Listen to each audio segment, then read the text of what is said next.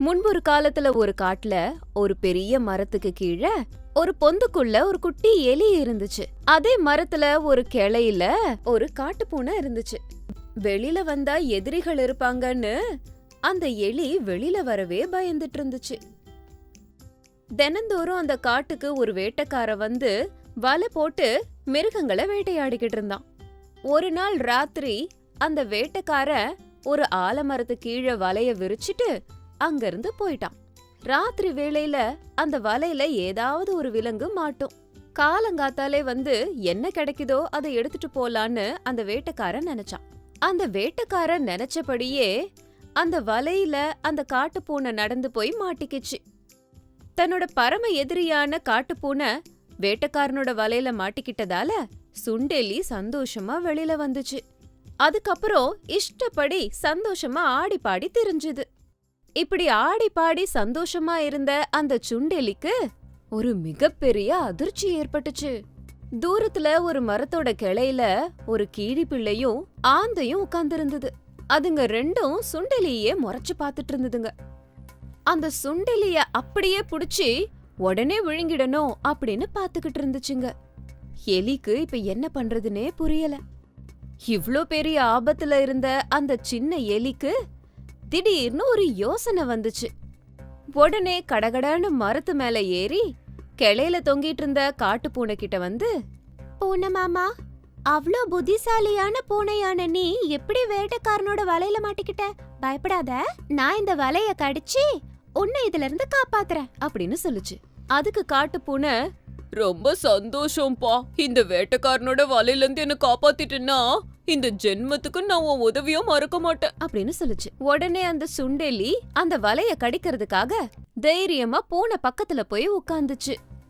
காட்டு பூனை பக்கத்துல எலி போய் உட்கார்ந்தத பார்த்ததோ சுண்டெலிய சாப்பிட தைரியம் இல்லாத கீரி புள்ளையும் ஆந்தையும் அங்கிருந்து ஓடிடுச்சுங்க.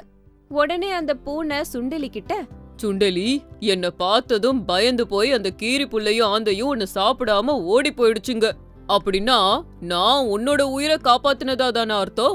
அப்புறம் யோசிக்கிற, சீக்கிரமா வந்து வலைய கடிச்சு என்ன இதுல இருந்து காப்பாத்து அப்படின்னு சொல்லுச்சு. பொறுங்க பொறுங்க, உங்கள மாதிரி பலசாலி கூட நட்பு வச்சுக்கிட்டா நான் ரொம்ப ஜாக்கிரதையா இருக்கணும் இல்லையா? இப்ப நான் உன்னை வலைய கடிச்சு காப்பாத்தினா வெளியில வந்து என்ன சாப்பிட மாட்டேன்னு என்ன நிச்சயம்? வேணும்னா அந்த வேட்டைக்கார வர்ற வரைக்கும் நம்ம காத்திருக்கலாம், அப்புறமா நான் உன்னை காப்பாத்துறேன் அப்படின்னு சொல்லுச்சு அந்த சுண்டெலி. அது சொன்னபடியே மறுநாள் காலையில அந்த வேட்டைக்கார வர்றதுக்கு கொஞ்சம் முன்னாடி அந்த எலி வலைய கடிச்சு பிச்சு எடுத்துருச்சு. வேட்டைக்கார வர்றதுக்குள்ள அந்த காட்டுப்பூனை மரத்துல இருந்து எகிரி கீழே இறங்கி ஓடி போயிடுச்சு. உடனே சுண்டெலியும் தன்னோட பொந்துக்குள்ள ஓடி போயிடுச்சு.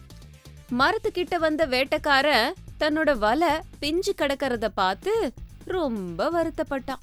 தன்னோட ஆசை நிராசை ஆயிடுச்சேங்கிற வருத்தத்தோட திரும்ப வீட்டுக்கு போனான்.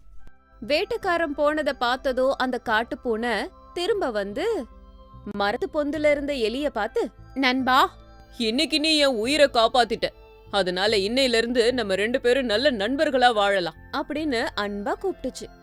அதுக்கு அந்த எலி சிரிச்சுக்கிட்டே, நண்பர்கள் எப்படி எதிரிகளா வாழ்வாங்க, அந்த மாதிரி எதிரிகள் எப்படி நண்பர்களா வாழ்வாங்கன்னு சொல்றது ரொம்ப கஷ்டம். அப்படி இருக்கும்போது பரம எதிரிகளா ஆன நம்ம 2 பேருக்குள்ளார நட்பு எப்படி ஒத்து வரும்? ஏதோ இன்னைக்கு நான் உன் உயிரை காப்பாத்தினங்கிற நன்றி கடனுக்காக நீ என்னோட நட்பா இருக்கணும்னு நினைக்கிற. ஆனா என்னைக்காவது ஒரு நாள் நீ என்ன கொன்னு சாப்பிடணும்னு நினைக்க மாட்டேன்னு என்ன நிச்சயம்? விரோதிகளோட அவசரத்துக்கு நட்பா பழகுனாலும் அந்த நட்பு எப்பவும் நிரந்தரமா இருக்காது. எப்ப இருந்தாலும் ஆபத்து வரும். நீ என்ன காப்பாத்தன, அதுக்கு பதிலா நான் உன்னை காப்பாத்தன. அதுதான் நியாயமும் கூட.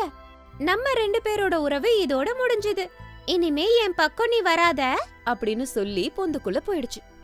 சுண்டெலி சொன்னதுல உண்மை இருந்ததை தெரிஞ்சுக்கிட்ட காட்டுப்பூனை எதுவும் சொல்லாம திரும்ப போயிடுச்சு.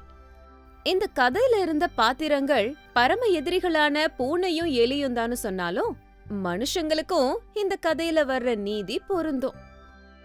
சூழ்நிலை காரணமா எப்பவாவது விரோதிக்கு உதவலாம், ஆனா தெரிஞ்சே விரோதிகளோட நட்பு மட்டும் வச்சுக்க கூடாது. ஏன்னா விரோதிகளோட மனசு எப்ப எப்படி மாறுன்னு தெரியாததால வாழ்க்கைய பணயமா வச்சு யாரையும் குருட்டுத்தனமா நம்ப கூடாது.